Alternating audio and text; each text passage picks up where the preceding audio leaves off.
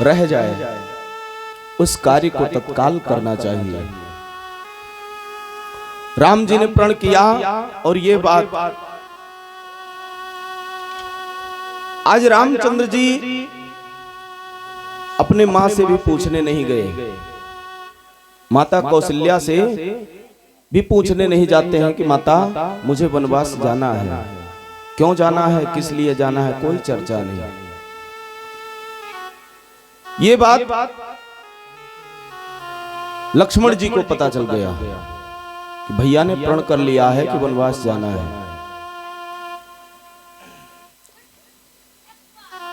आज लक्ष्मण सुनते ही तत्क्षण तैयार हो गए, मैं आपके बगैर अयोध्या में नहीं रह सकता। राम जी ने समझाना प्रारंभ कर दिया, अरे लखन तुमको अयोध्या में रहना है, क्योंकि माता कैकेयी ने सिर्फ वचन में मुझे वन जाने के लिए कहा है, आपको नहीं कहा है। यहां तक कि लखन जी रोना प्रारंभ कर दिए कि अगर आप मुझे नहीं ले जाओगे तो मैं अयोध्या में भी नहीं रहूंगा। क्यों नहीं रहोगे? क्योंकि मैं आपका दास हूं, सेवक हूं और आपसे दूर नहीं रह सकता। इधर लक्ष्मण भी तैयार हैं, उधर सीता जो नवविवाहिता बहू घर में आई है, जिसके महावर भी नहीं छूटा है। आज उसको जब पता चला कि मेरे पति बन जाने के लिए तैयार हैं, सीता ने स्पष्ट शब्दों में कह दिया कि मुझे भी साथ चलना है। राम जी ने बार बार समझाया, लेकिन सीता जी नहीं मानती हैं। अंतो गत्वा राम और लक्ष्मण और सीता जी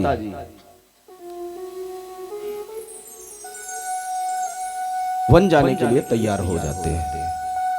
वह तापसवेश, तापसवेश किसे कहा गया है? सन्यासियों के जैसा। आज स्वयं कैकेयी और मंथरा उस तापसवेश को राम के हाथों में दिया। सीता जी उस वेश को कभी देखी भी नहीं है, पहनने की तो बात ही छोड़ो। कहा चिंता मत करो, मैं पहना दूंगी। इस तरीके से वहां होता है अंतो गत्वा। ये बात पूरे नगर में फैल गया। सबके सब कैकेयी को कोसना प्रारंभ कर दिए। और रामचंद्र जी जब अपने पिता के वचन को रखने के लिए महल से निकलते हैं, माता जी के चरण को छूने जब पहुंचे, माता ने प्रेम पूर्वक एक अश्रु भी आंख से नहीं गिराया। पुत्र हो तो मेरे राम जैसा हो। लखन जब अपने मां के पास पहुंचे, उनको भी कोई परेशानी नहीं हुआ, श्रद्धा के साथ भेज दिया। जाना अपने बड़े भाई का देखभाल करना, सेवा करना, जब वो खा लें तब भोजन करना, जब वो सो जाएं और जब तक सो ना जाएं तब तक सेवा करते रहना। भाभी मां समझो मैं ही हूं, जैसे तुमने अभी तक मुझे मेरा वचन रखा है, ठीक उसी प्रकार सीता का भी देखभाल करना। सारे वचन को सुन करके आज राम, लखन और सिया जी महल के दरवाजे से, मेन दरवाजे से बाहर निकलते हैं। नगर के जितने भी हैं नर नारी सब विद्रोह, जैसे लगता है कि अभी अयोध्या में विद्रोह हो जाएगा, इस प्रकार सब घेर करके खड़े हैं। और कोई भी ऐसा प्राणी नहीं, चाहे वो नर हो चाहे नारी, सबके नेत्र में अश्रु है कि राम अगर अयोध्या छोड़ करके गया तो हम सब रह नहीं पाएंगे, क्योंकि जिस प्रकार कन्हैया जब मथुरा जा रहा था, जितना कष्ट नंदगांव वासियों को हुआ उससे कहीं अधिक कष्ट, क्योंकि वहां तो मामा के यहां जाना था, कल जाके परसों वापस आना था, ऐसा कन्हैया का वचन था। लेकिन यहां 14 वर्ष की बात है, सबके सब करुणा से भरे हुए हैं। आज जैसे लगता है पूरे अयोध्या में सन्नाटा फैल गया हो, सब राम जी को वापस करने का प्रयत्न करते हैं, लेकिन राम जी कहां मानने वाले। जब राम जी ने पहले से निश्चित कर लिया था कि मुझे जन कल्याण करना है, ऋषि कल्याण करना है, दैत्यों का संहार करना है, अगर वो महल में रहते, राजा बनते, तो फिर रावण जैसा आताताई उसका संहार कैसे होता। रावण कोई साधारण नहीं था, सबको विषय सबको पता है कि रावण का बल, बुद्धि, तेज, रावण चलता था तो धरती कांप उठती थी, देवता आदि भयभीत हो जाते थे, आज पता नहीं कहां विनाश होगा। इस प्रकार भुजबल विश्ववश कर, अपने भुजाओं के बल से पूरे विश्व को वश में कर रखा था। सबके सब रावण के आते ही भयभीत हो जाते थे, नाम सुनते ही भयभीत हो जाते थे, इस प्रकार रावण था। भुजबल विश्ववश कर राक्षसी को न स्वतंत्र, किसी को उसने नहीं छोड़ा कि कोई स्वतंत्र हो, उसी के तंत्र में रहना पड़ता था, सबको परतंत्र में रहना पड़ा। और वो परतंत्र, वो पर है कौन? रावण। रावण के अधीनस्थ देवता आदि भी चलने लगे थे, क्योंकि सबको डर था कि कहीं अगर इसका क्रोध फैला तो हम सबका विनाश हो जाएगा। क्योंकि अभी भी कहा जाता है रावण अगर चाहता तो स्वर्ग में सीढ़ी लगा देता। क्यों? शंभु का वो परम भक्त था, जहां जाता था वहां अपने बल को आजमाने लगता था। एक बार कैलाश गया, शिव जी की स्तुति करने वो नित्य कैलाश जाया करता था। उसने देखा कि पर्वत कैलाश मैं देखना चाहता हूं कि मैं इसको उठा पाता हूं कि नहीं उठा पाता हूं। उधर शिव जी और पार्वती जी ध्यानस्थ हैं, बिल्कुल भजन में मस्त हैं। शिव जी मस्त हैं, पार्वती जी सेवा में लगी हुई है। इतने में देखती क्या है कि पर्वत हिलने लगा। पार्वती जी दौड़ कर पहुंची, प्रभु ये क्या हो गया? अरे कैलाश में कैसा भूकंप आपके होते हुए। हाँ देवी चिंता मत करो, ये मेरा भक्त आया है। अरे कैसा भक्त है ये? भक्त आता है तो पूजा करता है, आरती धूप करता है, पुष्प चढ़ाता है, माला चढ़ाता है, आराधना करता है, स्तुति करता है कि आसन को ही हिला दे। कहे मेरा भक्त ऐसे ही। मैया ने हाथ जोड़ करके प्रार्थना किया, प्रभु ऐसे भक्त को आप स्वयं जाके दर्शन दे आया करो, यहाँ मत बुलाओ। आप तो सहन कर लोगे, लेकिन मैं दुबली पतली अगर कहीं डगमगा के गिर गई तो अच्छा नहीं होगा। तभी से शिव स्वयं जाते थे लंका को दर्शन देने के लिए। रावण समस्त देवताओं को बस में कर रखा था।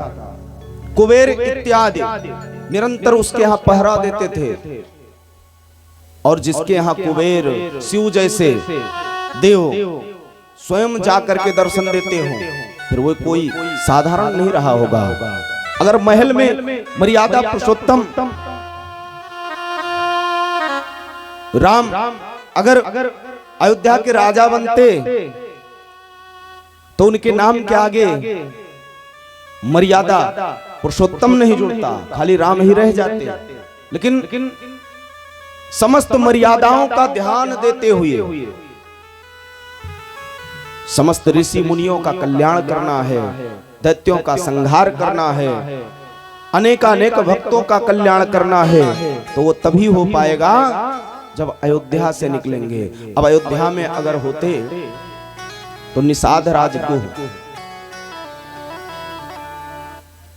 क्या प्रभु से कभी मिल पाता? नहीं मिल पाता, संकोच करता।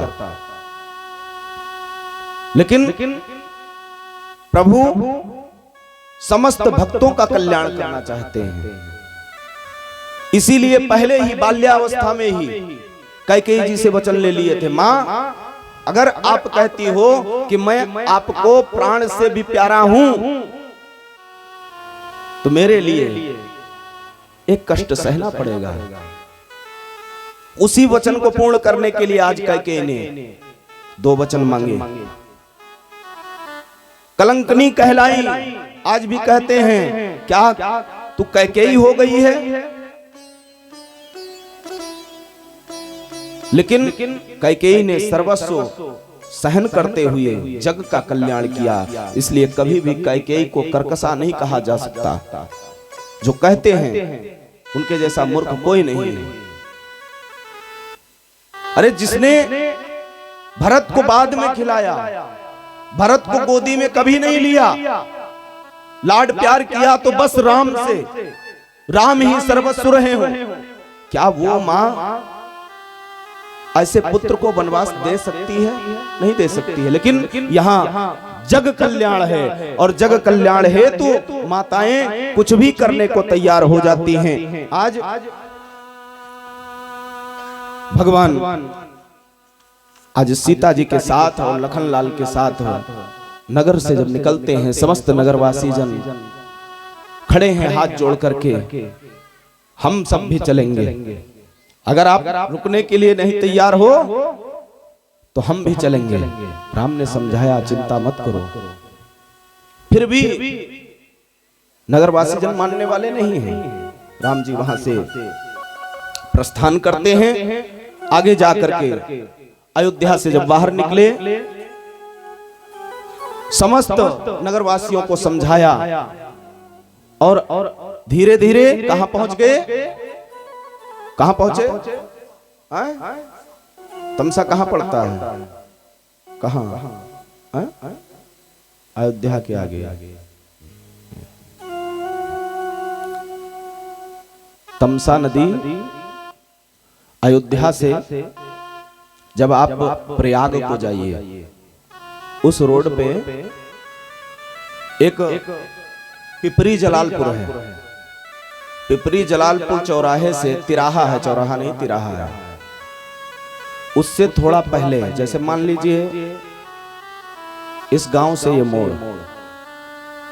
इतने दूर पहले ही पुल पड़ता है तमसा का।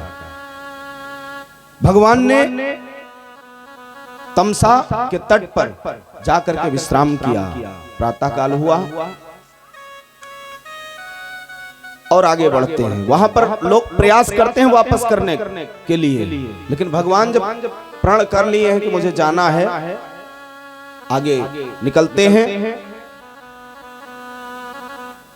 आज निषाद गुह से भेंट होता है, मित्रता। उसने देखा मानो सर्वस्व पा गया, हृदय से लगा लिया, ले जाकर के राज सिंहासन, उसका जो निषाद समाज का वो राजा था, तो अपने राज सिंहासन पर बिठाया, बड़ा सत्कार किया। लेकिन भगवान उसके सत्कार को स्वीकार नहीं किए, क्योंकि उनके मन में वन में रहने वाला वनवासी कभी राज का भोग नहीं कर सकता है।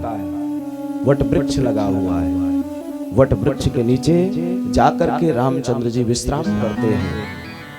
वहीं पर वट के जो वट का दुग्ध है, उस दुग्ध को निकाल करके और धीरे धीरे केस में लगा रहे हैं। वहीं से जटाएं बनना प्रारंभ हो जाती हैं। आगे और बढ़े, भेंट किससे हुआ? क्योंकि गंगा पार करना है। बीच में बहुत ऐसी कथाएं हैं जो छूटेंगी और छूट रही हैं। अगर मैं सबका वर्णन करने लगूं नहीं पहुंच पाऊंगा। जब कभी आप लोग अवसर दीजिएगा, कम से कम 41 दिन का, यक्के भक्त इस क्षेत्र में ठहरा कि वो जो है 41 दिन उनके यहाँ राम कथा चला था, श्री वाल्मीकि रामायण। आप लोग जान लीजिए अगर नहीं पता हो तो। हमारे ये जो मालिक भैया नंदन दादा जो बैठे हुए हैं, इनके जो पिताजी थे, उन्होंने 41 दिन का श्री राम कथा किया था। उस समय कथा को इस क्षेत्र में तो वाल्मीकि कथा कभी हुआ ही नहीं था, तब की बात है। तो अगर रामायण को समझना है तो 41 दिन भी कम पड़ जाता है, तब आप जा करके कहीं राम को समझ पाएंगे। राम का जीवन बहुत सरल है और बहुत कठिन है। मनुष्य को किस प्रकार जीना चाहिए, कैसे रहना चाहिए, कब पिता का वचन मानना है, कब नहीं मानना है, कहां माता का वचन मानना है, कहां जन कल्याण करना है, पर हित में कैसे जीना है, अपने हित में कैसे जीना है, यही तो सिखाती है रामायण। रामचंद्र जी जब आगे बढ़ते हैं, गंगा जी के तट पर पहुंच गए। गंगा जी के तट पर केवट बहुत दिनों से प्रतीक्षा लगाए बैठा था, क्योंकि अगर वहां वो प्रतीक्षित नहीं होता तो घाट पे अनेक नौका होती है। कोई जरूरी नहीं था कि वही भक्त मिल जाए और ना ही खाली हुई हो। मानो हड़ताल कर दिया हो उसने कि आज पूरे घाट को मैं ही संभालूंगा। बाबा ने कहा, रामचंद्र जी जब वहां पहुंचते हैं, भक्तराज को वहां तक पहुंचाते हैं, और केवट ने जैसे देखा मन ही मन गदगद हो गया कि आज लगता है जन्मों जन्म का जो हमारा और प्रभु का मिलन है, आज वह साकार हो जाएगा। क्योंकि चरण रज इतने हाली नहीं प्राप्त होता है प्रभु का। बाबा कहते हैं, और सीधी बात है, देखो हम लोग गंगा पहुंच पाए या ना पहुंच पाए, स्मरण मात्र से ही गंगा स्नान का फल मिल जाता है। हम लोग बराबर कहते हैं स्नान करते समय, गंगे चा यमुने चैव गोदावरी सरस्वती नर्मदे सिंधु कावेरी जले अस्मिन् सन्निधम कुरु। स्नान करते समय ऐसा भावना होना चाहिए कि गंगा यमुना सरस्वती कावेरी इत्यादि जितनी भी सिद्ध नदियां सब हमारे सानिध्य हैं, और उसी में मैं डुबकी लगा रहा हूँ। और जो इस प्रकार स्नान करता है उसका जीवन कृत्य हो जाता है। प्रेम से बोलिए गंगा मैया की जय हो। केवट ने जब देखा प्रसन्न हो गया, गदगद हो गया। बाबा ने कहा, मांगी नावना केवट आना, मांगी नावना केवट आना, कहूँ तुम्हार मरम मैं जाना, कहे तुम्हार मरम मैं जाना। मांगी नावना केवट आना, मांगी नावो न केवट आना, मांगी नावना केवट आना, अरे मांगी नावो न केवट आना, कहे तुम्हारे मरम मैं जाना, मांगी नाव न केवट आना, कहे तुम्हारे मरम मैं जाना। लक्ष्मण जी विचार में पड़ गए। मांगी नाव न केवट आना, और कह क्या रहा है, कहा ही तुम्हार मरम मैं जाना। अरे मैं इनका भाई हूं, हरदम साथ में रहता हूं, लेकिन आज तक मैं मरम नहीं जान पाया। और ये कितना बड़ा सिद्ध है जो बता रहा है मरम मैं जाना। लक्ष्मण जी थोड़े तिरछे होने लगे। कहा, सुनो क्या चाहते हो? प्रभु ने कहा, केवट भैया मुझे गंगा पार करना है।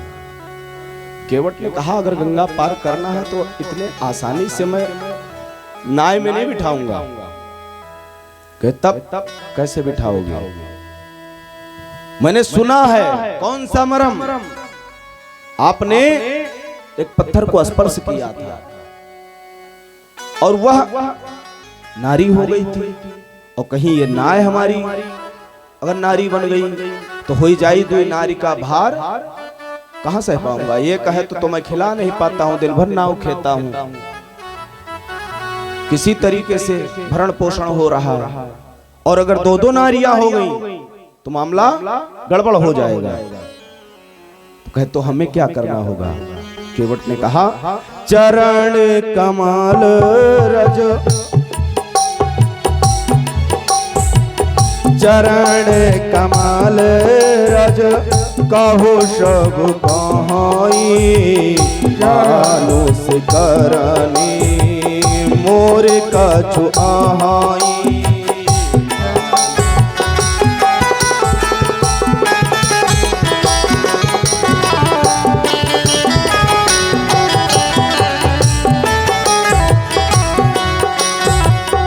राम जी ने कहा अच्छा। बाबा ने लिख दिया। क्या लिखा? छुअत सिला भाई नारी सुहाई, छुअत सिला भाई नारी सुहाई, छुअत सिला भाई नारी सुहाई, छुअत सिला भाई नारी सुहाई, छुअत सिला भाई नारी सुहाई। अरे छुअत सिला भाई नारी सुहाई, पाहन देना काट कठिनाई,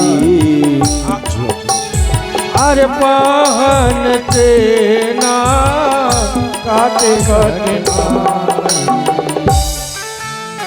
केवट ने कहा कि जब आपके चरण के स्पर्श मात्र से ही शिला एक सुंदर नारी का रूप ले सकती है तो ये तो काट है। जब पत्थर तो ये तो काट है, पानी में परे परे और मुलायम हो गई। ये नैया थोड़ा इशारा अगर कहीं इसमें लग गया, एक रज अगर लग गया चरण का, राम जी उसके बात को समझ रहे हैं। कैसा ये मुझे पहला फुसला रहा है। उधर लक्ष्मण जी को क्रोध आता जा रहा है। क्यों? क्योंकि हमारे भाई से कभी कोई इस तरीके से वार्ता नहीं किया है और ये निषाद होकर के किस प्रकार, केवट होकर के किस प्रकार मेरे भाई से वार्ता कर रहा है। लक्ष्मण जी को ये बात अच्छी नहीं लगती है।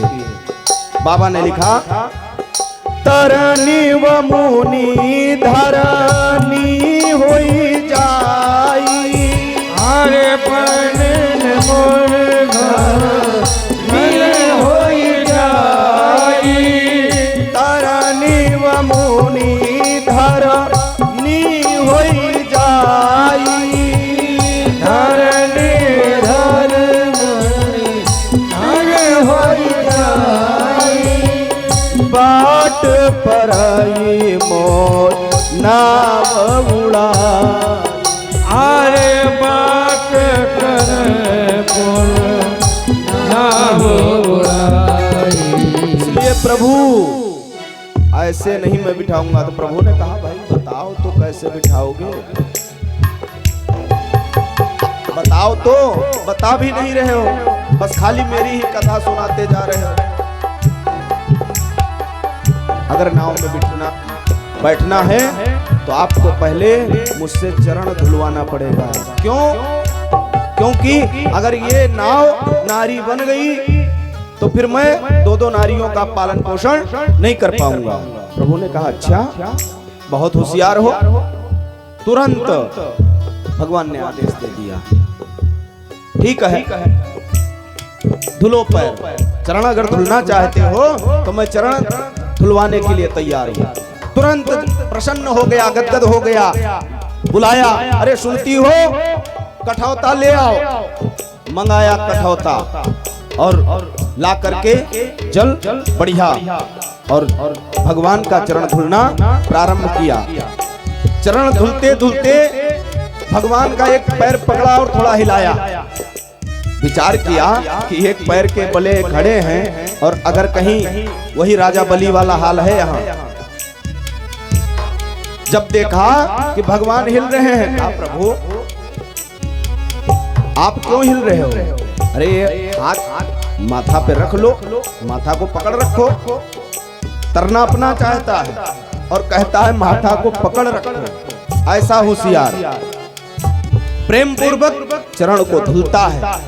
चरणों तक लिया, प्रभु ने उसके माथ पर हाथ रखा और हाथ रखते ही मानो सर्वस्व दे दिया हो। अकाल मृत्यु हरणम सर्व व्याध विनाशनम श्री राम पादोदकम प्रीत्वा पुनर्जन्म न विद्यते।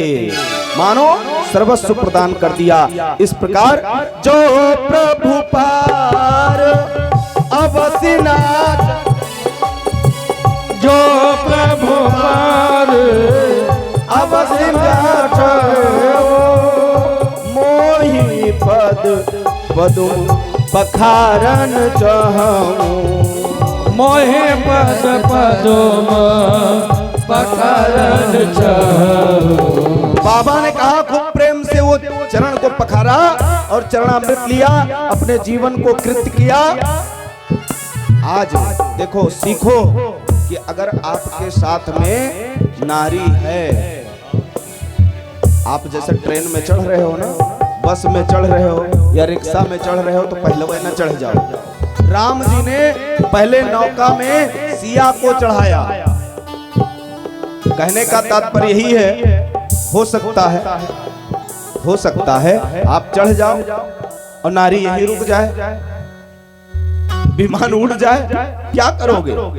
इसलिए प्रभु ने पहले नारी को चढ़ाया, उसके बाद में लखनलाल को, और स्वयं फिर प्रेम के साथ आज गुनगुनाता हुआ केवट गंगा जी से पार ले जा रहा है। किसको? जो जगत के तारने वाले, इस संसार के भव सागर से जो पार करते हैं, ऐसे परमात्मन को आज केवट पार उतार रहा है। अब उसका जीवन धन्य नहीं होगा तो क्या हमारा आपका होगा? प्रेम से बोलिए राघवेंद्र सरकार की जय हो। बाबा ने लिखा, निर्मल मन सो निर्मल मन जन सो मोहि पावा। हरे निर्मल मन जन सो मोहि पावा। निर्मल मन जन सो मोहि पावा। निर्मल मन जन सो मोहि पावा। मोहि कपट छल छिद्र न भावा। मोहि कपट छल छिद्र न भावा। आज मानो भगवान कहना चाहते हैं, निर्मल मन से जो जन मुझे याद करता है वो मुझसे कुछ भी करा सकता है।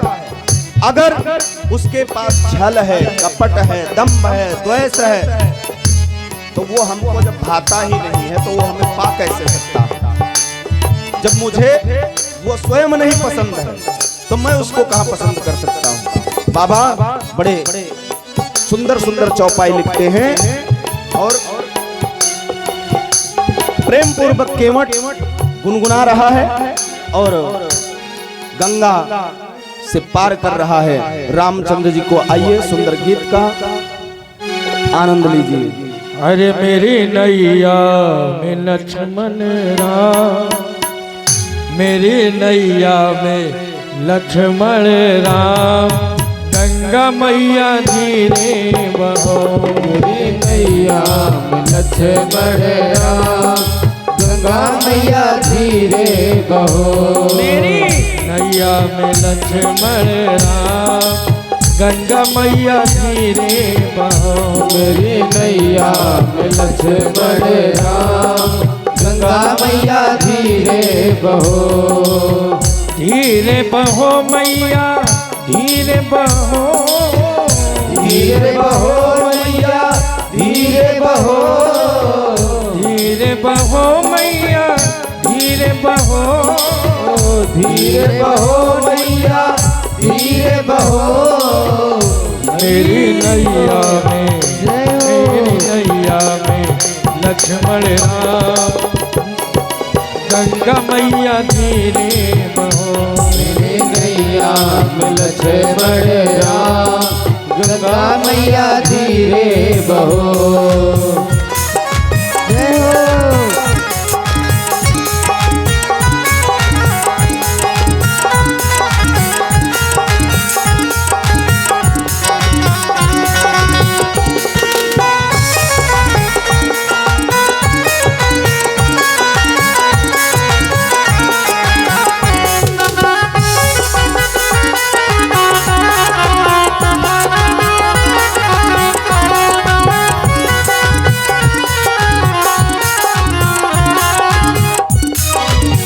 कौन है गंगा कौन है नैया, कौन की गंगा कौन की नैया, कौन की गंगा कौन की नैया, कौन की गंगा कौन की नैया।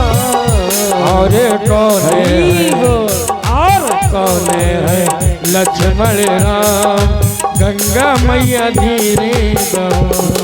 कौन है लक्ष्मण राम, गंगा मैया धीरे बहो। मैया लक्ष्मण राम, गंगा मैया धीरे बहो। सभी लोग ताली बजा के प्रेम के साथ गाइए, बोलिए सियावर रामचंद्र की।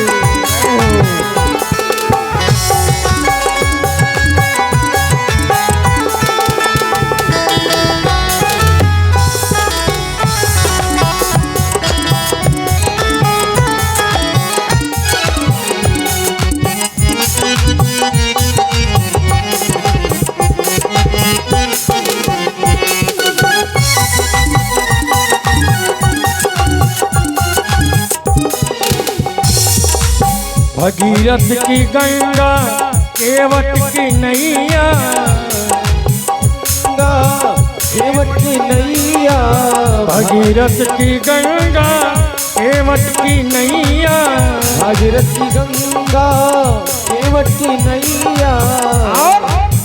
अरे राजा दशरथ की राजा दशरथ की लक्ष्मण राम, गंगा मैया धीरे बहो। मेरी नैया लक्ष्मण राम, गंगा मैया धीरे बहो। मेरी नैया लक्ष्मण राम, गंगा मैया धीरे बहो। बोलो सियावर रामचंद्र की जय हो।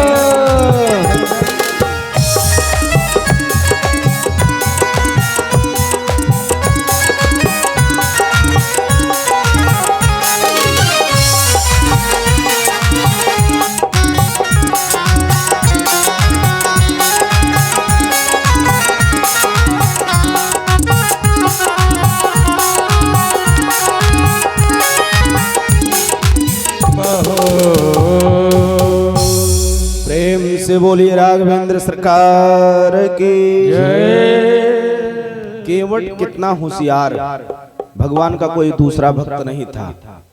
आप सर्वस्व पा सकते हैं लेकिन चरणामृत थोड़े पा सकते हैं। पद पखारे जलपान कर आप सहित परिवार, खाली अपने नहीं, चरण को पखारा और अकेला अपना ही नहीं चरणोदक लिया, सकल परिवार खूब बांटा।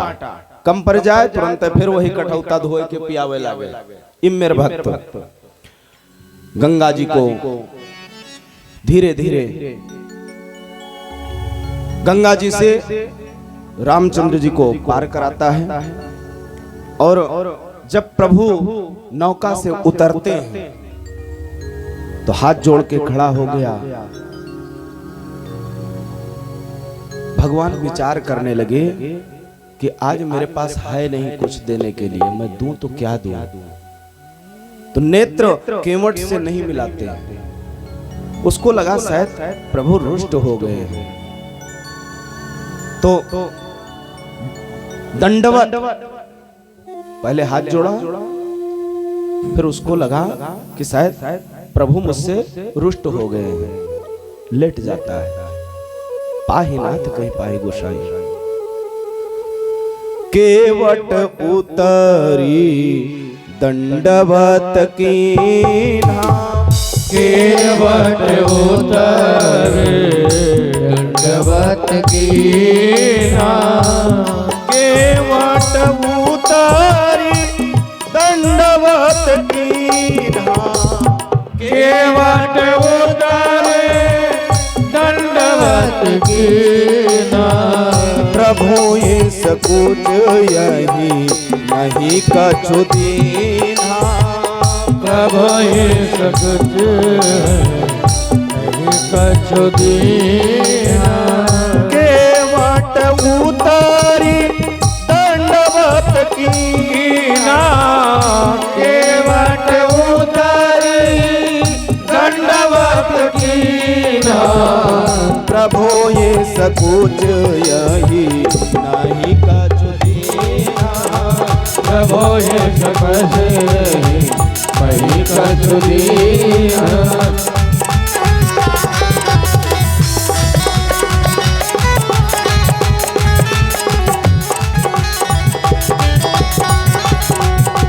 बाबा ने कहा कि केवट उतर करके दंडवत किया। दंडवत करने के बाद भगवान ने विचार किया कि इसने तो मुझे गंगा पार किया है, लेकिन मैं इसको कुछ दे नहीं पाया, और आज प्रभु के हाथ में कुछ है भी नहीं देने के लिए। बार बार सिया जी को देखते, क्योंकि सिया जी को इसलिए देख रहे हैं कि सिया जी के पास कुछ ना कुछ था। क्या था? सिया ही अकी पिया ही अकी, सिया जाने निहारी, यही जाने निहारी। मन मोदरी मन मुदित उतारी, मन मोदरी मन मुदित उतारी।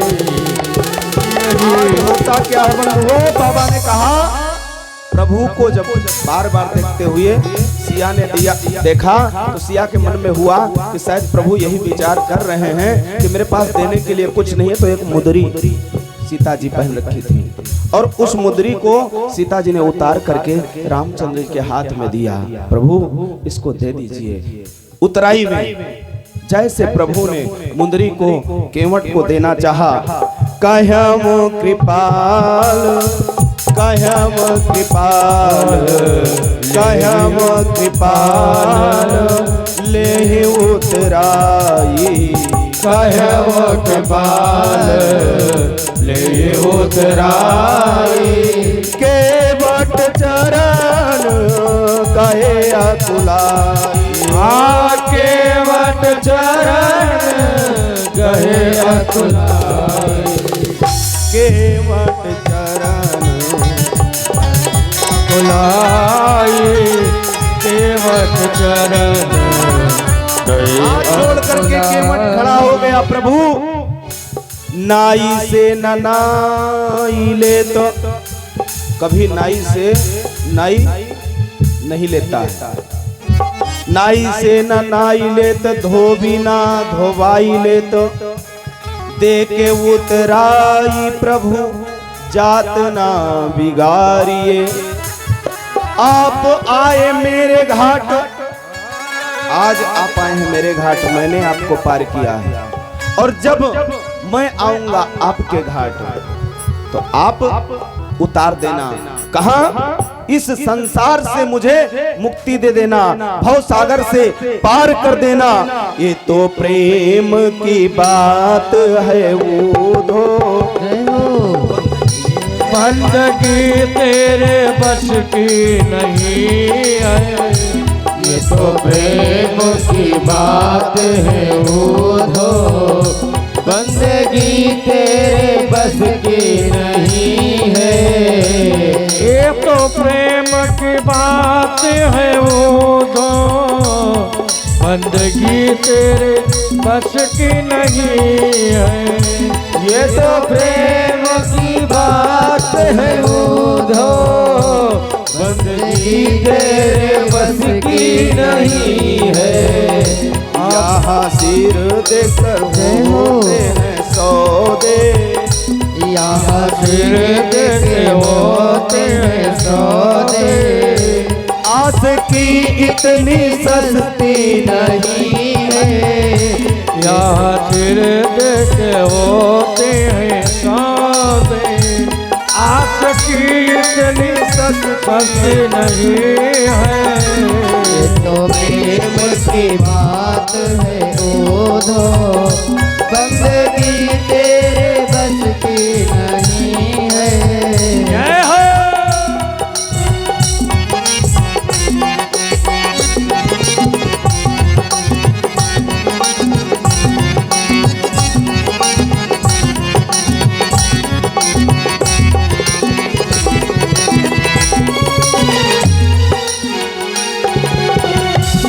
दोनों हाथ ऊपर करके मीठी मीठी तालियों के साथ जय हो।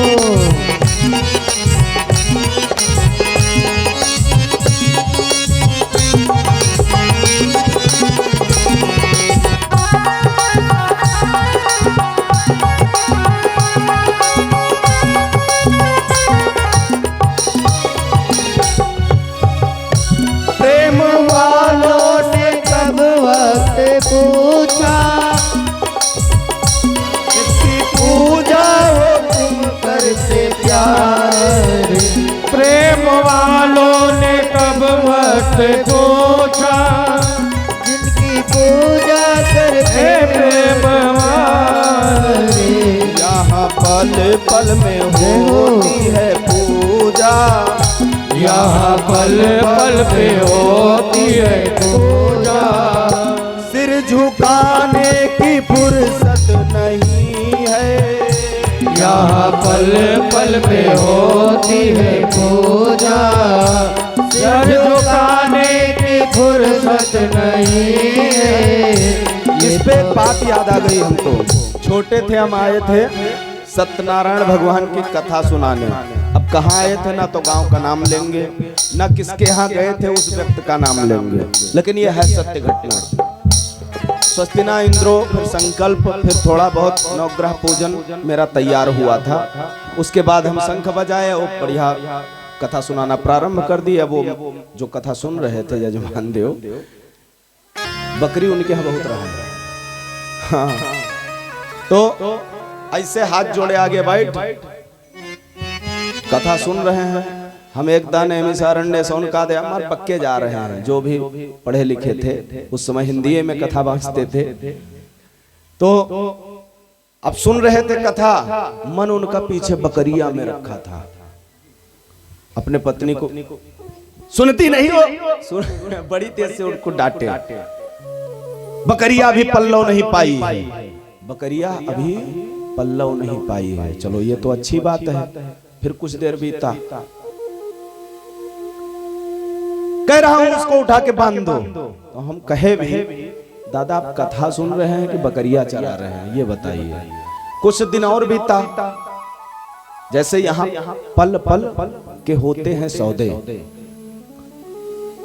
और पल पल में होते हैं पूजे या पूजा, सिर झुकाने का फुर्सत नहीं है। नागेश्वर नाथ मंदिर में मैं रहता था। एक भक्तराज आए, एक चप्पल उतारी, एक का है अपन दोनों चप्पल उतार के गेट पहन धरे। बांदर के आतंक भैया अयोध्या में रहते हैं। आतंक नहीं रहा था, उन्होंने कहा कुछ पावे खत्ती, बड़ी माया करे पर थे। अब वो नागेश्वर नाथ भगवान के आगे ऐसे दरवाजा थे खड़े, त्वमेव माता च पिता त्वमेव बंधु च सखा त्वमेव।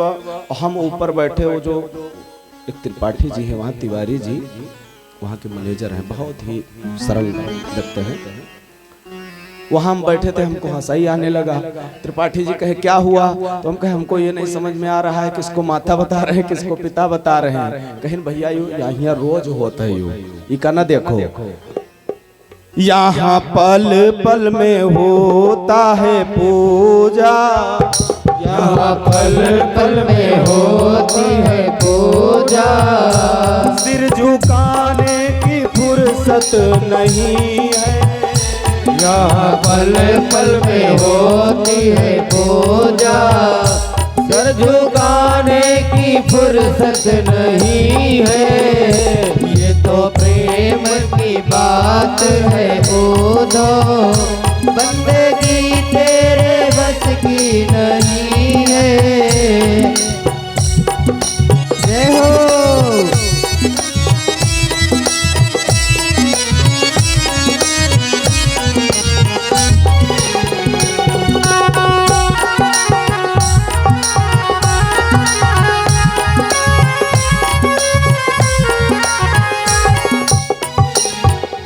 जिनकी नजरों में है श्याम प्यारे, जिनकी नजरों में है श्याम प्यारे, वो तो रहते हैं जग से न्यारे।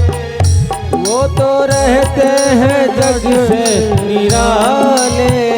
जिनकी नजरों में है श्याम प्यारे, जिनकी नजरों में है श्याम प्यारे, जिनकी नजरों में है श्याम प्यारे,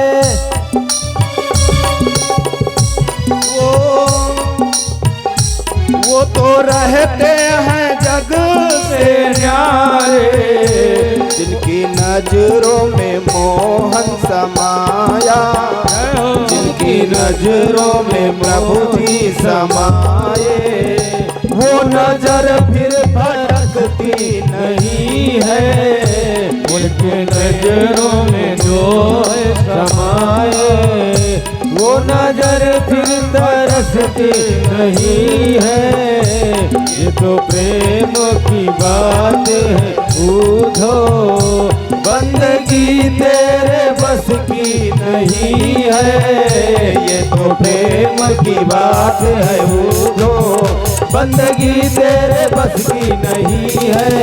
जहाँ दर्द के हाथ ऊपर करके मीठी मीठी तालियों के साथ। दर्द के होते हैं सौदे, आशिकी इतनी सस्ती नहीं है। ये तो प्रेम की बात है उधो, बंदगी तेरे बस की नहीं है। बंदगी तेरे बस की नहीं है, बंदगी तेरे बस की नहीं है।